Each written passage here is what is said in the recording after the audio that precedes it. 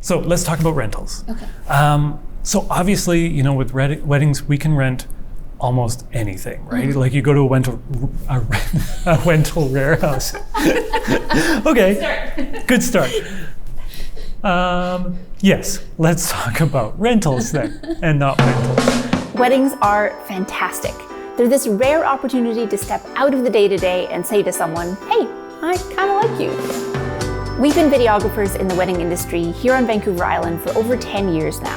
And one of the most common things we hear from couples and other vendors who want to plan a sustainable event is, I'd love to, but I just don't know how. So in this series, we're going to explore how to actually have a sustainable event.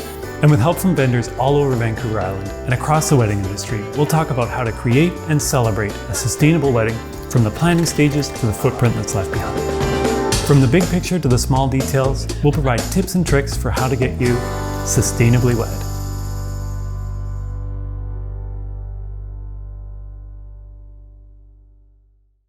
If you've been following along in our series, by now you'll have a sustainable mindset, vendors who can help make your vision a reality, and you'll have learned how to source local and seasonal materials and ingredients.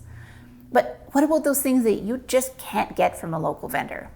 Well, one of the most common things you see in articles or videos or blogs about how to have a sustainable wedding is that you can rent or reuse things. And it's true, rentals are a fantastic way to reduce your footprint, and also for a large event like a wedding, they just make a ton of sense. You probably don't have like 80 wine glasses just sitting around your house, or 80 dinner plates or chargers. And if you do, that's maybe kind of weird. But if you're thinking about how to make your wedding more sustainable, you've probably already thought about reusing, repurposing, and recycling. In this episode, we're going to talk about all of those things. But to start, we're going to breeze through some of the most obvious rental items. Even somewhere a little bit isolated like Vancouver Island, you can rent pretty much anything you can imagine needing for a wedding, in a huge variety of different styles. We're talking tables, chairs, glassware, cutlery, plates, linens, flooring, tents, a wide variety of decor, cake stands, lighting, games, signs, vases, arches, backdrops, rugs, lounge furniture, blankets, flameless candles, candle holders, table numbers, serving pieces, even a wacky waving inflatable tube man. There are a ton of options, and most of these, other than maybe the tube man, are probably things you've already thought about renting. But there are some other rental items that are a little outside the norm. For example, have you ever thought about renting plants? As we were putting together this series, we heard about VI Plants, a shop in Victoria that actually rents live indoor plants for weddings and events. So we offer plant rentals for folks who want to bring in plants as decor or statement pieces at a very small fraction of the cost of actually buying these plants outright. So a lot of people want to bring in some of those live elements. It really transforms a space to bring in especially large plants. But, you know, not a lot of people have use for 10 7-foot tropical trees long term. So I mean, I'd love that. Yes. That would be amazing in my house, but maybe not practical for the day-to-day. Exactly. So renting is a great option. So people are able to kind of make that statement for that particular period of time, and it doesn't break the bank either. I'd honestly never thought about renting plants before I came across VI Plants. But what I love about this approach is that your decor isn't just a single-use item, and the plants can bring in so much life and color to your wedding. So I think that having live plants is great in any sort of situation, whether you're having cut flowers or not. Most of our clients do opt to have cut flowers in addition to live plants, which is great. The benefit of bringing at least some live plants into the space is that these aren't disposable decor items that only have like a small shelf life. Most of the tropical plants that we sell here can live for decades and decades. So after your event, they'll go on to live a long and happy life. Actually, some of our clients end up actually buying the plants that they have rented just because they love them so much. I would totally be one of those people who rented the plants and then decided that I needed to bring all of them home with me. But I also have a pretty nasty habit of killing plants, so I asked Beth if I need to worry about that when renting from her. So the more established a plant is, the more resilient it is to things like being moved, being in different environments for, a few days at a time isn't really going to affect a plant as long as it is kept above 10 degrees Celsius and out of direct sun. Very, very few indoor tropical houseplants will tolerate those conditions. But other than that, you have a lot of different options. We find that clients that come to us, especially wedding clients, they're either looking for more of like a tropical, like lush sort of look. Right. So they're looking for things like large palms and large tropical trees, or they're sort of looking for a more desert decor, I guess. So things like yucca canes, large euphorbia, large cacti, things like that. But all of those large species do well as rentals. Amazing. And I imagine something that you'd want to take into consideration is who's going to pick that up and drop that off. Yes. So ideally having a planner or a really good responsible friend involved in that would be key. Yes, we've worked with some really great planners in the city, and they always have very responsible delivery people who take care in transporting the plants and making sure that they're well taken care of. So we've talked about rentals, but there are other ways to reduce your footprint by reusing items on your wedding day. One of the best ways to create a gorgeous wedding while also reducing your footprint, and maybe even spending a little less, is to reuse or repurpose things from one part of your day to another. So I met up with Rachel of Crescendo Florals in Campbell River to talk about how to reuse and repurpose flowers throughout a wedding day. Absolutely. There are a whole bunch of ways that you can do that. One of my all-time favorites is like a really big kind of trend for 2022, and probably also will carry on to 2023, is having beautiful aisle florals and just having arrangements kind of lining the sides of the aisles, right. Like a really grand entrance type of look. Yeah, because it looks spectacular along the aisle, right? It really makes it, I think it's beautiful. It makes it also very natural. You can make it just look like you're existing in a wildflower meadow. Which sounds pretty magical. It is very magical. So those arrangements that go along the aisle, depending on the size and the shape and how they work, they can be very intentionally designed to function both along the aisle and also on tabletops. Awesome. So one of those aisle arrangements can be placed on a round table, or if you have the beautiful long tablescape happening, right. You can place one every table or one every few feet and just fill it in with flowers in between. Oh, it's such a good idea. Yeah, and it's two for the price of one. If you're gonna pay for centerpieces anyways, kick in a few extra dollars per arrangement and have flowers all over your ceremony location as well, which is lovely. Now, that's not the only case where you could repurpose or reuse florals. How about, like, say, an arch behind a ceremony? How can you reuse that? There's a few different ways. One that I've done quite a bit recently is to take the entire arch. Depending on the structure, it can be quite cumbersome if you've got this like gorgeous driftwood massive thing. Right. But if you can, to take the entire structure and just place it behind the couple at the head table, if they're doing a head table, because it just provides this frame for photos. Awesome. Where all of a sudden everything from your reception, you've got your friends and your people there with you on either side, but there's a little bit of like a framing of the couple in photos. It's really beautiful. And then as well though, if you're not into that, or if you have like way too big of an arch structure to make that work, often, and of course this is something you have to talk about with your florist, but often those pieces can be taken off and just reattached to any other structure. So a wooden beam that is like in your venue, or maybe right at the entrance where you walk in, those pieces can get moved to there. They can get moved kind of to be in front of the head table. Like really, the sky's the limit as long as you've got structures and places to attach it to. There are a few things you want to be aware of if you're planning on moving your florals from one spot to another on your wedding day. The first is mechanics. There's just a lot of structure and support holding those florals together, like in an arch, say. But the second is time. These things do take time to move, and probably a group of people. So if you're planning on repurposing florals from one spot to another, definitely talk with your florist ahead of time, and maybe even consider having your florist on site for that move so they can make sure it all goes smoothly. That might be an added cost, but ideally you'll be saving some money somewhere else by repurposing your flowers instead of buying two sets. And you might even be able to use those florals beyond the wedding day as well. Like one thing that I do, for example, is if couples book centerpieces from me, I have all of my centerpiece vessels made by a local ceramic artist. Amazing. And then at the end of the day, those can be gifted to friends and family as like thank yous at the end of a wedding if you want.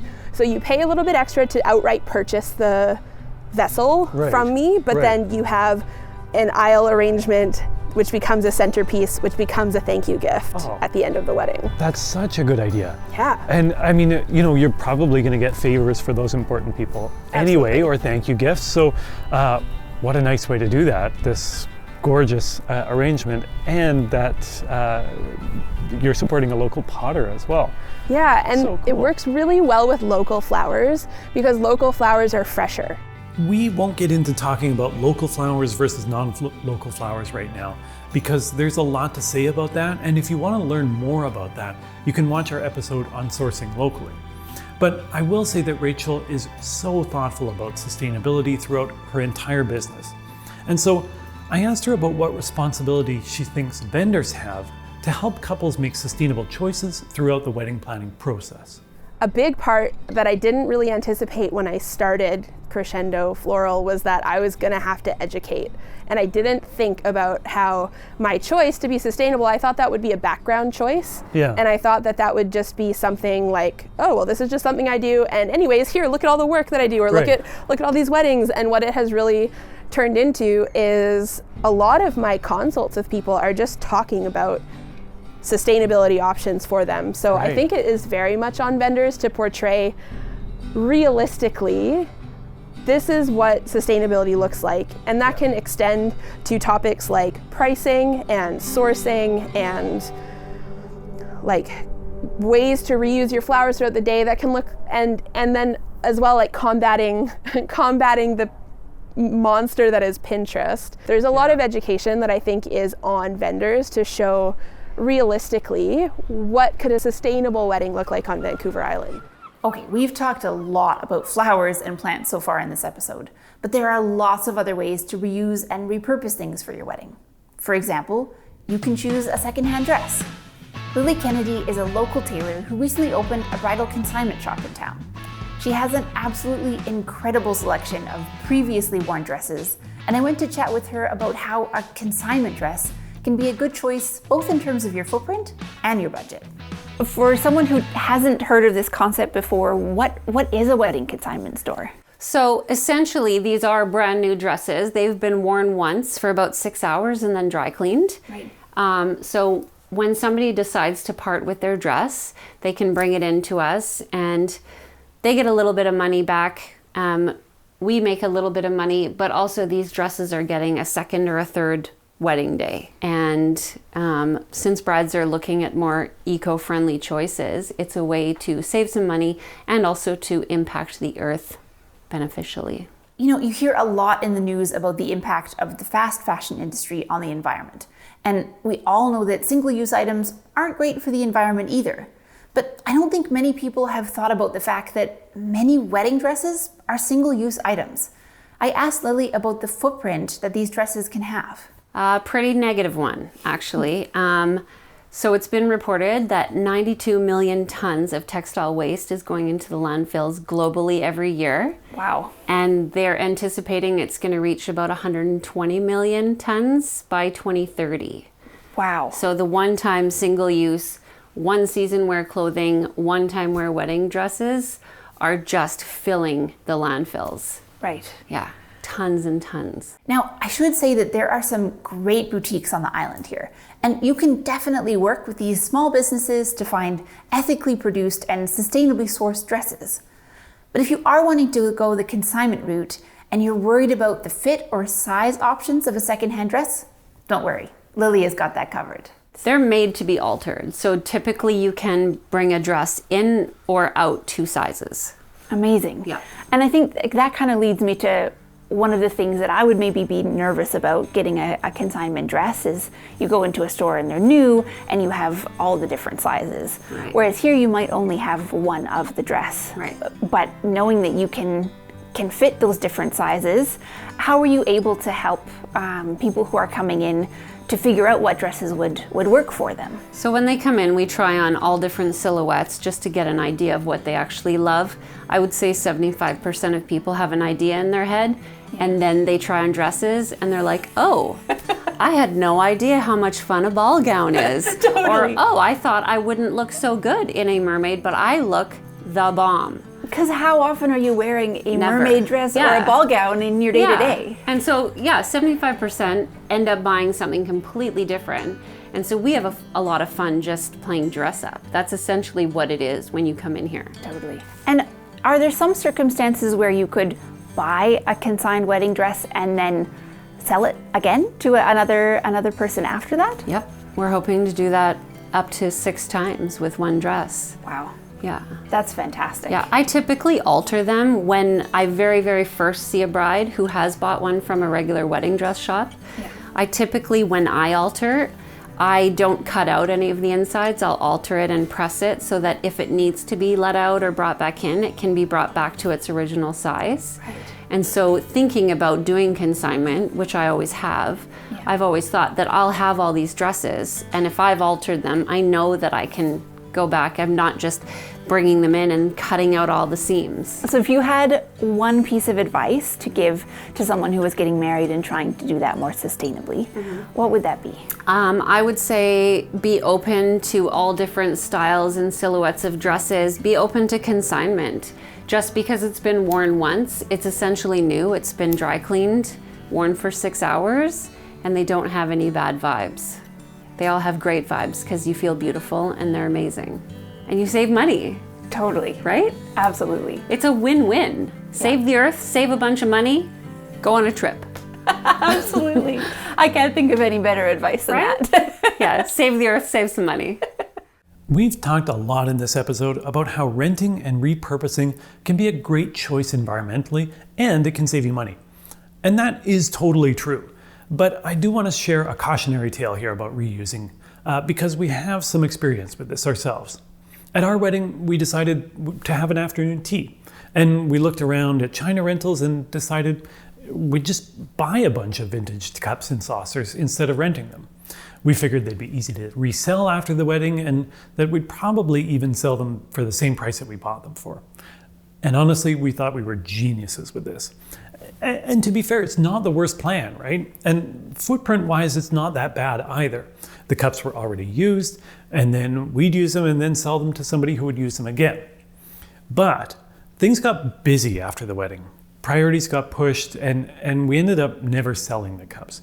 And so since, we've had 60 of these teacups sitting in our house, and it's been nearly 7 years. So if you want to avoid this mistake, and maybe take out some of the headaches involved with sourcing all the rentals yourself, here's a good solution. Find a venue with all the rentals and decor built right in. Yeah, so the first thing that comes to mind is that if you're a couple that's super busy and you don't really know where to start, it's so beneficial to have a venue that already has all the options for you, especially if you're happy to work within those options. Rad is the owner of Rad Occasions, an awesome wedding and event planning company in town. And we met up at the Beach House, which is a wedding venue that has almost everything you could possibly want or need available right there. That gorgeous table that we're sitting at, Rad put that together in just a couple of minutes using only the things that were available at the venue. The next thing too is that if you are sourcing all your rentals from a bunch of different other vendors to get your vision to come to life, then you're also going to be looking at maybe like going up island, getting the stuff from Vancouver, and then that all adds to travel and the gas and just that whole entire carbon footprint. And I guess, with a venue like this, not only do we have the cutlery, we have the glassware, the vases, the cherry blossoms came from across the street, but we also have the setting, right? And like that makes a big impact for just the backdrop that you're in, right? Definitely. Yeah, I find that anytime anyone has a venue that already has an amazing backdrop, already has like really good structure, like the chairs or the tables, then you're renting a lot less to make the space pretty or fit what it is that you'd like it to be. The Beach House isn't the only venue that has rentals available. lots of places have this built right in. And one of the benefits of having your venue take care of all these things, like the plates, the cups, the chairs, tablecloths, linens, is that you don't need to know how many of those things you're actually going to need for your wedding. And then the nice thing too is like all your cutlery and glassware, like you said, are here. So they're also not a worry about renting enough because they have the ability here to wash everything. Right. Well, that's what I was thinking, when we were thinking about our wedding. Initially, we were thinking about doing it, say, at a private property, but then we think about like coffee cups and wine glasses. It's like there's a lot to figure out. Basically building a venue. Yeah. So there's a lot to be said for booking a venue that is gorgeous and has all of this built right in, not only because it makes your life easier, but because they know this stuff looks good right here. Yeah. Exactly. So this doesn't have anything to do with rentals, but we got talking with Rad about wedding favors. And she had some really great ideas about low-waste wedding favors. And then she came up with one really good idea about how to repurpose items, like teacups, into favors. A great option is sticking with local and something that your guests will want. 9 times out of 10 people want chocolate. I mean, that's fair. Yeah. Or if you know that there's a lot of people that are coffee drinkers, coffee is a great one. Even if they aren't, they can take it home and have it for guests. And if they don't take it home, more coffee for you. Totally, yeah. A tea is another one that we've seen that's been like really meaningful to couples where they drink tea every Saturday morning together. It's a ritual, so they have their own tea blend for guests to take home. Well, and I love that. Yeah, I mean, not only is it edible, which is great, and if you don't drink tea, you can give it to somebody else. But it's a way for them to tie in their story. It makes it very meaningful, all within that. So they're making a very meaningful, intentional choice that is waste-free as well. Exactly. Awesome. That's so cool. Yeah. I love it. Are there any other good ideas around favors or things for guests or something like that? I really love the idea of candles too, because everyone, I know that you're talking about like using like edible favors, but everyone loves a good candle. Yeah. And especially if the couple pours them themselves, which we did have one of our couples do. And they have got all these vintage teacups to do it in, and everyone took them home at the end of the night. Amazing. I love that. Yeah. Yeah. Something that everyone can use and that isn't gonna just sit dusty on their shelf or something. Also a very good idea for us. We loved this idea from Rad so much. And as you know, we had a few teacups sitting around. Now, I'm of the opinion that it's never too late to give out wedding favors. So we packed up some of our teacups, took them over to a local refillery, and had them turned into candles. You get to choose your scent, and then they can fill them right there, which we got a little behind the scenes look at. And they look and smell amazing. We're so happy with how they turned out. So the point we want to make in this episode isn't don't buy 60 teacups and then forget about them in your closet. I mean, that is good advice too, but our main point is you can rent and reuse and repurpose a lot for your wedding. And it doesn't have to be a chic vintage theme to make that wedding work. You can have whatever style wedding you want while keeping your footprint low. There's a lot to consider throughout a wedding planning process, but renting and reusing can make your life so much easier and can keep your footprint small. Even with renting and reusing though, there's going to be some waste. It's just inevitable, and we're not suggesting that you should try for a 100% waste-free wedding. So how do you deal with the waste that's left behind? Well, if you want to learn more about that, stick around for our next episode.